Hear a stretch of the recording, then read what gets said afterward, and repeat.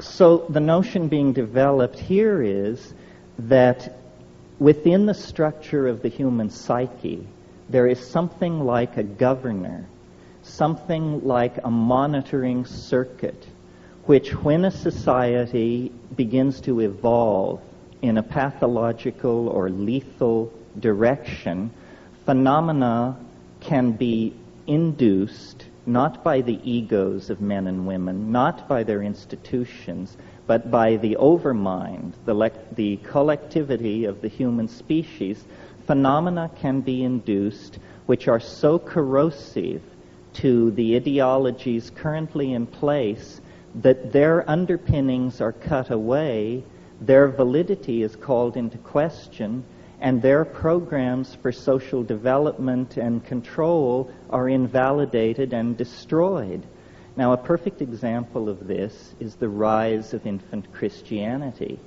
If you'll cast your mind back to the situation in the early years of the Christian era, and imagine the mentality of a Roman aristocrat, a person of power in Roman society.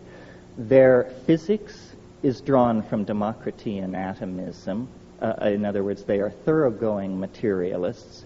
Their social theory is drawn from Epictetus and Plato. They are, in fact, extremely modern people by our own standards. However, among the gardeners and kitchen help and stable boys, there is news of a momentous event in the Middle East. A Jewish rabbi has triumphed over death and risen after 3 days in the tomb. Should the master of a Roman household have caught wind of this kind of superstitious talk among the help, he would have just dismissed it with a sneer. What a preposterous idea. And it is a preposterous idea.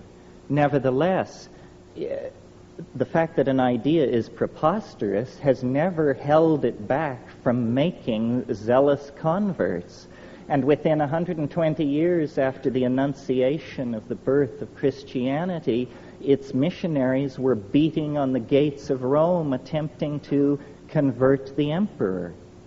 Now I see a similar situation in the modern context, that rationalism, scientific technology, which began and came out of the scholasticism of the Middle Ages and the quite legitimate wish to glorify God through an appreciation of His natural world, turned into a kind of demonic pact, a kind of descent into the underworld, a nekeia, if you will, leading to the present cultural and political impasse that involves massive stockpiles of atomic weapons, huge propagandized populations cut off from any knowledge of their real histories, male-dominated organizations plying their message of lethal destruction and inevitable historical advance.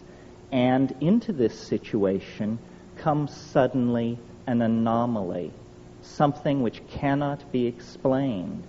I believe that that is the purpose of the UFO, to inject uncertainty into the male-dominated, paternalistic, rational, solar myth under which we are suffering.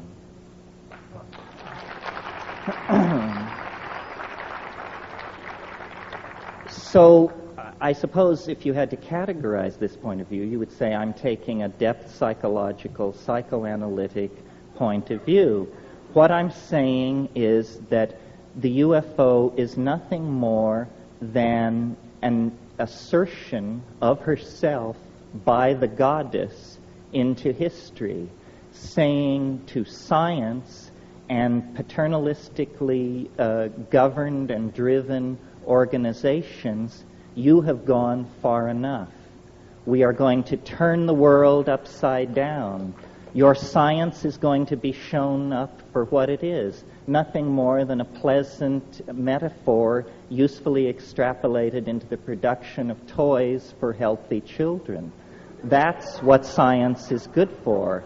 It is not some meta-theory at whose feet every point of view from astrology to acupressure to channeling need be laid to have the hand of science announce thumbs up or thumbs down.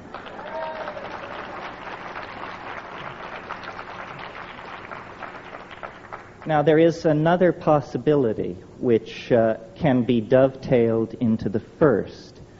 It is that it is not so much the oversoul or the superego of the human species which is responsible for stopping scientific masculine paternalism in its tracks, but rather that, unbeknownst to self-absorbed and myopic human beings, we have always shared, or at least for a very long period of time, have shared this planet with another intelligent species, another entity, which may have been perfectly content to allow us to abide in our ignorance of its presence until the point where it came to its awareness that our style was toxifying, ruining, raping, and perverting the planet.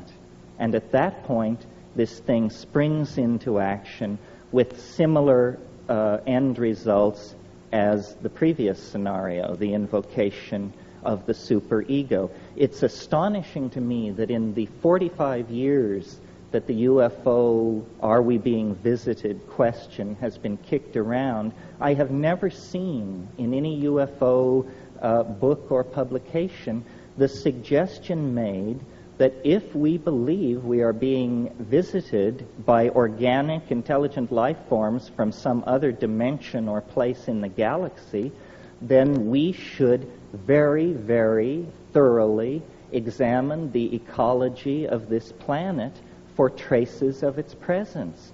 What assurance do we have that the several million life forms that we know to exist on this planet all evolved here? Do we have any assurance?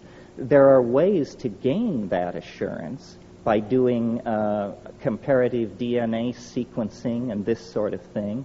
Some of you may know my own position, or one of my positions, which is that plants and fungi containing psychoactive compounds are extremely viable candidates for extraterrestrial intruders into the environment of this planet.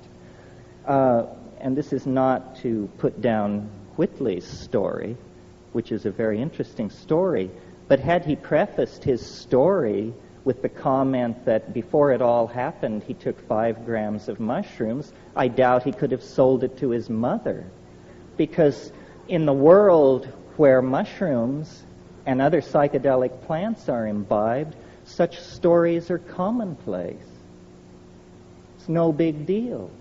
So I'm always amused by UFO investigators and compilers of data who will tell you, well, the first thing we did is we got rid of all the stories told by anybody who was intoxicated on anything. It seems to me that move has probably absolutely precluded any possibility of understanding what is going on.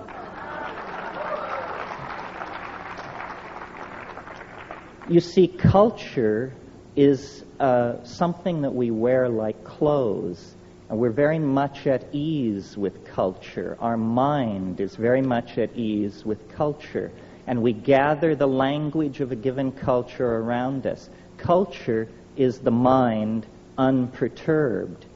When a shaman or an ecstatic visionary goes into the wilderness and through ordeal or yogic practice or breath control or the taking of a psychoactive substance perturbs the mind, then we see what the mind is out naked, undressed from the clothing of language and convention.